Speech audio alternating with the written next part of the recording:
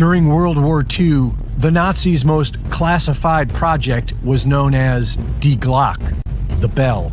Secret documents found years later reveal that the bell was a new kind of exotic energy technology that could affect time and defy gravity. In 1939, the Nazis set up a secret base in Antarctica known as New Swabia. Starting in 1945, Operation Paperclip secretly brought hundreds of Nazi scientists into America, where they were hired by the military-industrial complex. In 1946, Admiral Richard Byrd led a military expedition known as Operation High Jump to seek out Nazi base New Swabia and other Antarctica bases.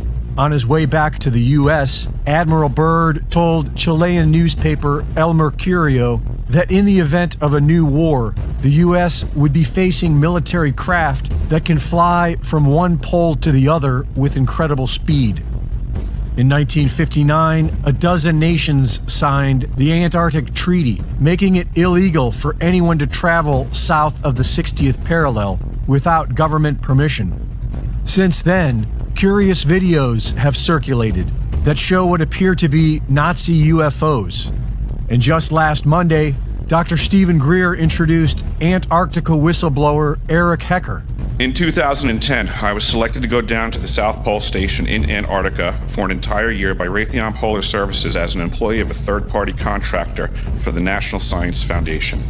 I function in a dual-role capacity as tradesman and a firefighter. My responsibilities required me to be more informed than most of my crew and offered me complete access to the facilities. What I learned from this unique experience needs to be shared with the entire world. The technology at the South Pole Station certainly can do what it is presented as its primary purposes, and unfortunately, much more. The ice cube neutrino detector is presented as a passive listening device for the purposes of the science as presented. But I'm going to skip right through the chase, folks. I have provided documentation that proves that the 5,160, what they call DOMs, that are embedded in the ice can actually transmit at 2,047 volts each. That gives us a long list of things to consider.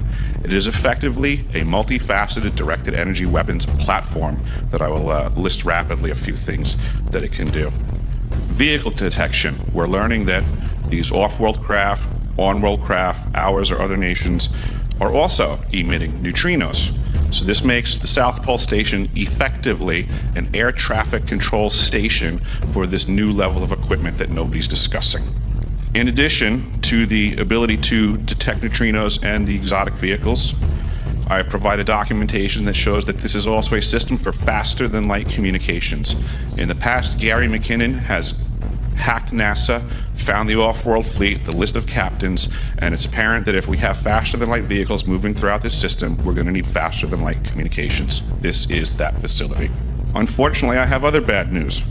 The season that I was there, 2010 to 2011, we converted from construction to operations and maintenance in both the elevated station and the detector array. Unfortunately, when they first fired it up, that was when we had the earthquakes in Christchurch, New Zealand. There's 2 incidental shots before they were able to target it correctly. This is an earthquake generating device as well. This is the weapons of war that we have to deal with now and what Raytheon's hiding. There's an ELF system at the South Pole Station that when I arrived, I was told it was off, dismantled, and completely defunct. In my work, I will rapidly just tell you, I had to figure out the circuitry for certain other repairs, and I found that this system is in fact completely energized, up and running, and being utilized with the other systems for nefarious purposes as well. The Atmospheric Research Observatory is in what we call the clean air sector. I witnessed myself a very powerful green laser shooting out of the top of this facility into the cosmos. This, I believe, is a secondary form of long-range communications and or a defense system. A question of power comes into play for all of these facilities that are present. I assure you, I knew what was going on, I knew the load demands of the facility, and all of these new items exceed the demand for the systems that I was presented. I'm doing due diligence and research. I believe there is either a secondary power supply there that is either nuclear, that was there prior to the start of the Antarctic Treaty, which prohibits such things, and or that there is some sort of exotic power supply system there that just is not in the verbiage of the treaty, so it negates the responsibility to the parties involved. Reporting for InfoWars, this is Greg Reese.